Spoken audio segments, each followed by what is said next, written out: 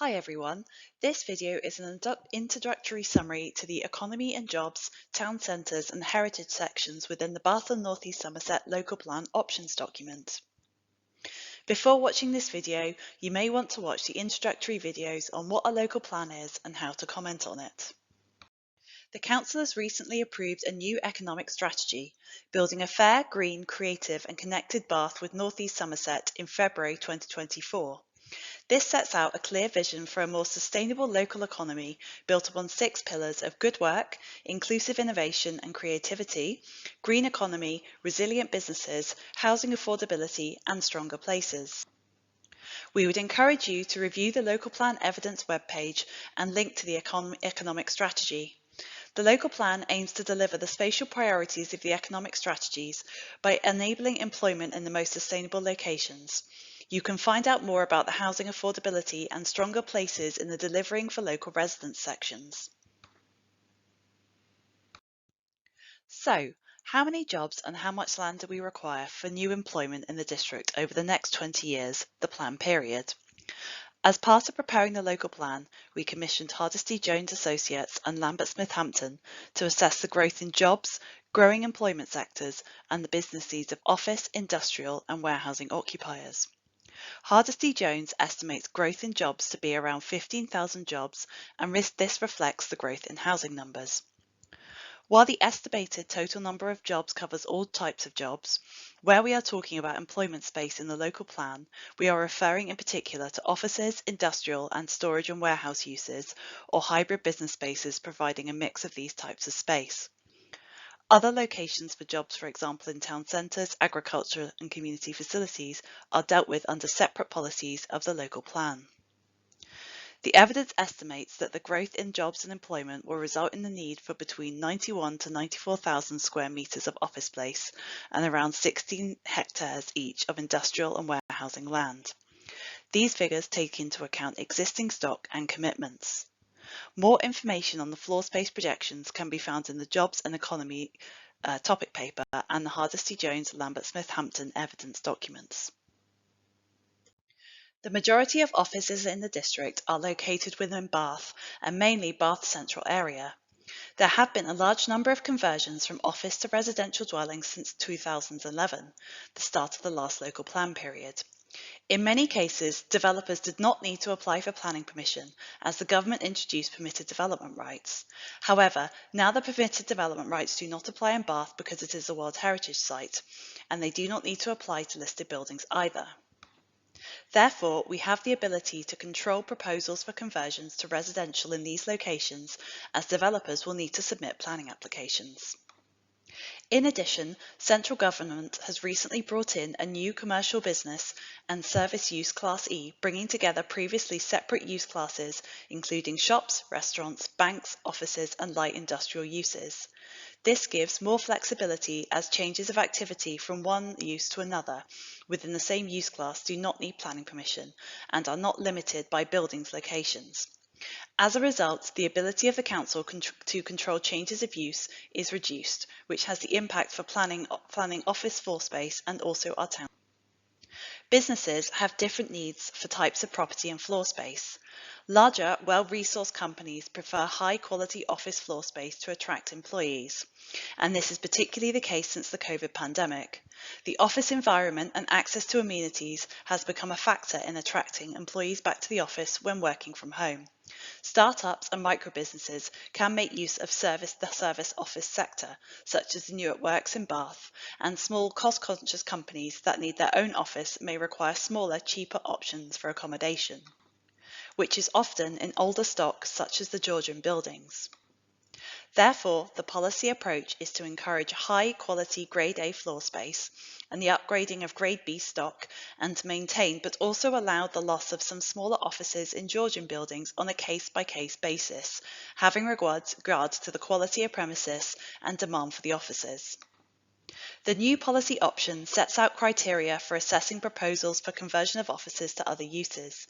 New office developments will also be allocated in the draft local plan in sustainable locations to meet the growth identified in the plan for new office space. In addition to a loss of offices, we have seen a decline in industry and warehousing space across the district. Several very large industrial sites have been redeveloped for residential. In particular, there is a shortage of land within Bath for industrial and warehousing unit uses. There is therefore a need to allocate further sites for industry and warehousing within the district.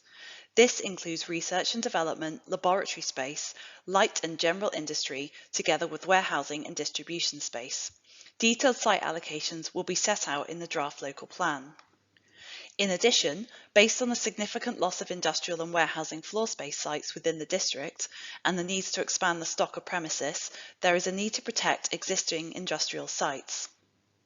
We therefore propose in the options document to tighten up the existing policy on safeguarding industrial sites. The policy approach is therefore to safeguard strategic and locally significant industrial sites due to their economic importance to the district. The options document contains a list of industrial sites at Appendix 2 to be safeguarded from development from other uses. For undesignated industrial and warehousing sites, the proposal is for a slightly more flexible policy with criteria to assess the proposal. We encourage you to look at the policy options document for jobs and the economy. The Council's economic and health and wellbeing strategies are committed to providing opportunities for residents to be able to access and thrive in good work and also tackling the issues of worklessness, inequality and the effects that this can have on the health and wellbeing of residents. The Council is also preparing a business and skills plan which will deliver on the 3 of these core objectives of the economic strategy: good work, resilient business and inclusive innovation.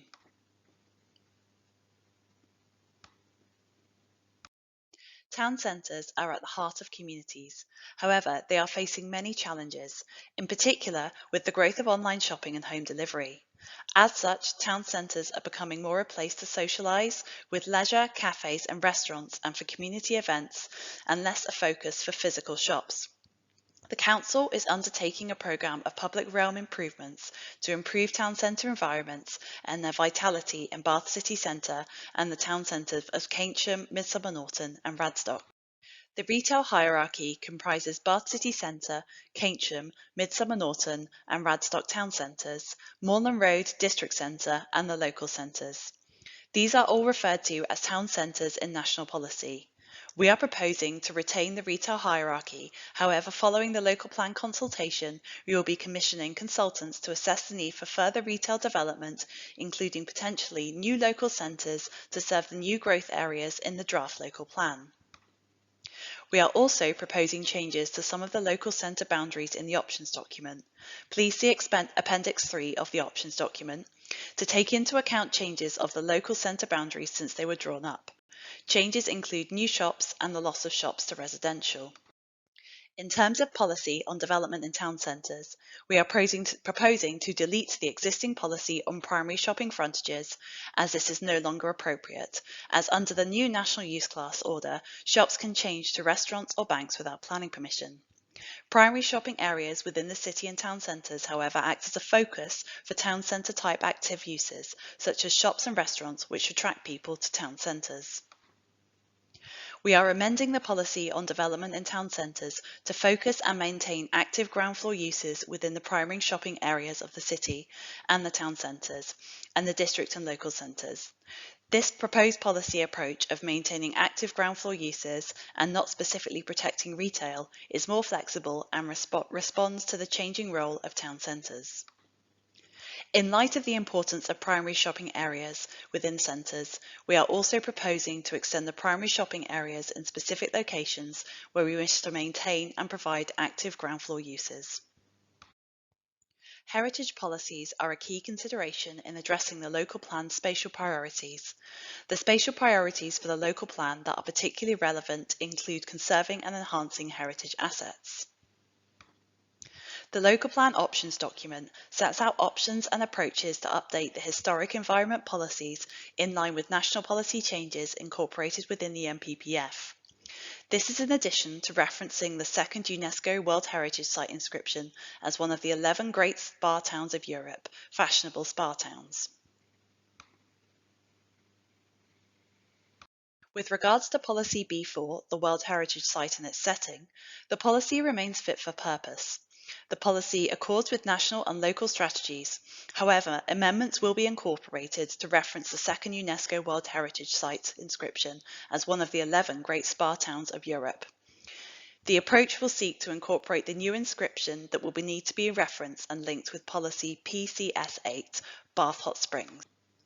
In addition, reference will be required to making the use of the management plans and the World Heritage Site Settings Supplementary Planning document when considering development within the site or its setting or when carrying out heritage impact assessments. Policy HE1 as existing aims to manage the historic environment in the most efficient and effective way and to sustain its overall value to society.